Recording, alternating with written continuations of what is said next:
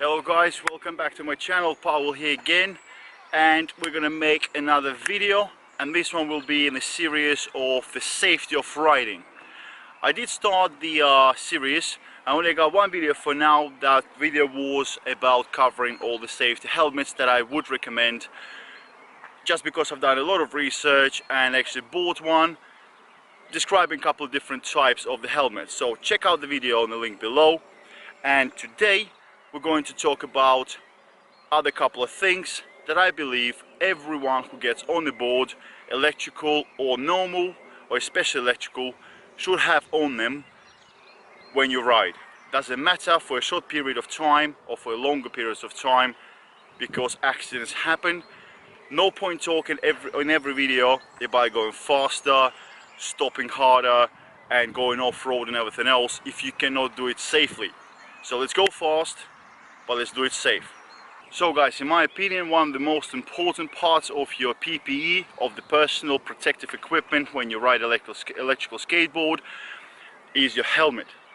I went for one of these. I do describe it in the video below. I don't promote this particular one, it's just showing you that I went for the Fox, the Pro Frame. And pure reason is the chin. The chin needs to be protected. You fall down with an open face or a normal standard kind of classic looking helmet for push bikes or the skateboards, you're not really protected. So guys, besides your head, other parts that people normally protect, and I do recommend to protect, are the elbows and your knees. At the same time, I would definitely recommend to protect your shoulders and your back if possible, and those other things, hands as well. But what I'll do in this video, I will cover two subjects. For starters are the knee pads, and also, as asked by one of my viewers and subscribers, the gloves. It's only my opinion. I'm not a professional in this. I just done a bit of research. I got a couple of different items. I've tested them out, and this is just my opinion. So listen to it, make up your mind, whatever. So guys, knee pads. There are a lot of knee pads on the market out there. The different types, they're cheaper, they're more expensive, and so on and so forth. What I normally do is I go for a standard, or for the parts that are meant for a higher risk sport. So if you go for a skateboard protective gear, just in my opinion, I think it will be just in the border to be right. So what I've done was even with the helmet, I go higher. So I go for either the motocross or for the downhill mountain biking gear, because that will definitely going to be, in my opinion, good enough, safe enough for skateboard, because it's not as fast, and also the fall will not be as critical as if you are coming down the hill and you lost the control. One of the most common knee pads is when you get the front cup that goes around your knee, and you get two straps that go underneath and the bottom, and pretty much the kneecap cover stops at this point here. So everything in the back is exposed.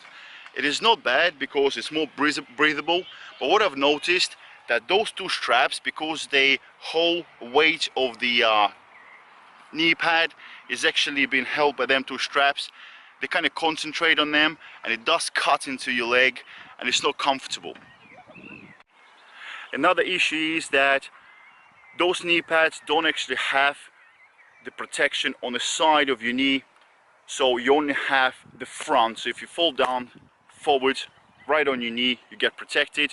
If you will fall on the side, you will take your leg on the side off. Happened to be before, it's not pretty. So what I went for myself are the ONeill's racing knee pads. They are all the way around protection with a hard cup at the front, and also you've got the really soft but quite thick padding on the side of your knee on both sides, a breathable pocket at the back, and that's exactly where your knee is going to be, the back of your knee where it bends, and two straps, one at the top, one at the bottom. So guys, the way it works is you literally just slide it over your foot, then you just slide it right over your kneecap, just like so, and you adjust the rubber vents at the top and the bottom to suit your liking and to suit the muscle mass of your leg. So as you can see, you got perfect protection at the front, you got the protection on the sides, and then internal. It's also covered fully around, bends nicely, and what I like about it, that the stretch is actually spread across the whole surface and not just on these two belts. So that's what I've got, and I like them. They are quite discreet when you're wearing the shorts. These are quite short one as well, so you can get the longer ones, so you can't really see them. Very comfortable, and I know, God forbid, if I fall over, my kneecaps will stay intact. Guys, I would like to remind you that I do not sell any of these items. I am not sponsored or anything like that. Even if I would have been, my opinions are always honest and straightforward. ONeill or not ONeill, I don't really care. It's just the type. I recommend the type as you can see just now. They are comfortable. The one negative thing is, because they are enclosed all the way around, which is a big plus because it's more comfortable, they are quite warm. So if you are on the board and it's warm outside, like it is today in UK, and it's brilliant, London is really hot today, it is 25 degrees Celsius, absolutely love it. So if you are on the board for a while, you do get a bit sweaty underneath the protection, but I'd rather be safe. So when you do come back, I strongly recommend when you take them off, don't just put them in a plastic bag or somewhere on the shelf. Just leave them open, just stand them up somewhere, let them dry up first before you put them away, otherwise they will definitely stink. So guys, we've protected our head, we have protected our knees. What we need to do next is protect our hands. When you fall down, not necessarily in the board or not, just in your living room or whatever, the first things that go on the floor are your hands, because you are trying to stop yourself from the impact with the ground, and naturally you will extend your arms out and your hands will hit the ground. Again, I'm not professional in this, I'm just telling you what I believe is best. I've got quite a collection and I've tried them all out. Obviously, depending what kind of weather you're riding during, you will choose accordingly. If it's too hot, yeah, you need something thinner. But remember one thing. Doesn't matter what control you've got for your electric skateboard, you still got a button to press or joystick to pull or whatever else.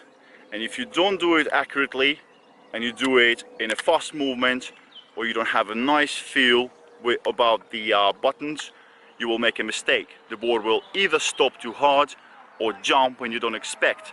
So the gloves need to protect your hands, but at the same time be comfortable, so you don't actually make it more dangerous by having gloves on.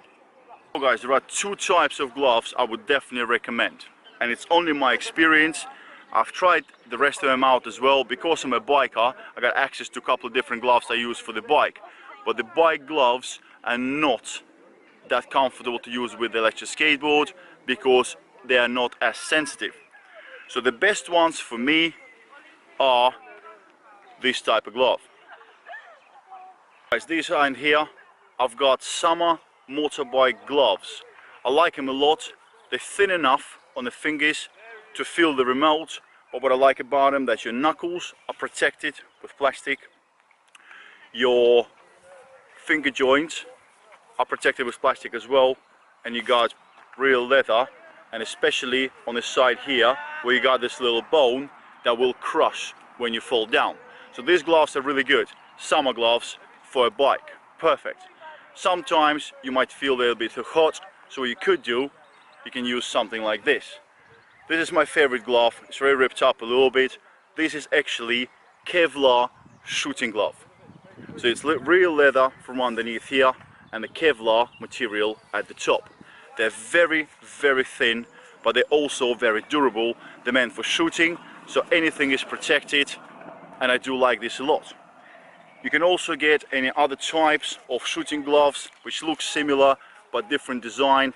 I didn't like this too much, it's a bit too big for me. This one here fits like a glove. I hope you like the joke. This is another shooting glove that I like a lot. Got a bit of a rubberized material here, so it's very grippy. But it's up to you guys. Anything that you might have on your hands will be better.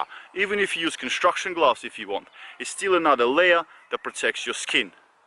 So, I'll cover more PPE or the personal protective equipment in my future videos.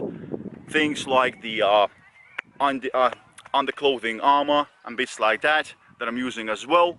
But for this video is enough, don't want to make them too long. Hopefully you like the video. Please thumbs up, definitely. And also subscribe if you want to see any more. But now what we're going to do, I'm going to test my electrical skateboards off-road on the grass right there. So, if you want to stick around and check those videos out, please do. Guys, ride safe.